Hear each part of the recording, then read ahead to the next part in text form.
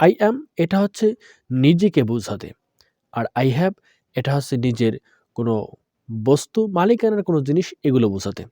দুটি পার্থক্য কীভাবে দেখাবো? যেমন আমি বাক্যগুলো লিখেছি দেখেন বাংলায়, আমি একজন শিক্ষক। তো এখানে তখন এই আই অ্যাম এটা ব্যবহার হবে, অর্থাৎ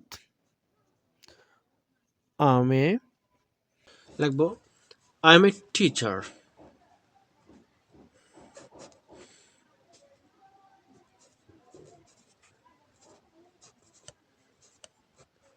অর্থাৎ আই এম এ টিচার মানে আমি একজন শিক্ষক।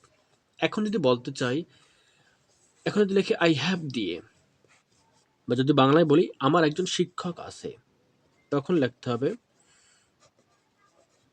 I have a teacher.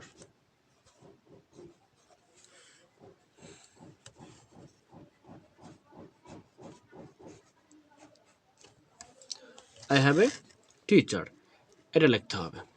এই হলো পার্থক্য, আই অ্যাম আর আই হ্যাভ। এখন যদি বলেন, কেউ যে বলে যে তোমার একটি গরু আছে, এটা ইংলিশে বলো। যদি আমি বলি যে আই অ্যাম এ কাউ, তাহলে আমার একটি গরু আছে এটা হবে না, হবে আমি একজন গরু। সো এটা ভুল উত্তর। তখন বলতে হবে আই হ্যাভ এ কাউ, অর্থাৎ আমার একটি গরু আছে।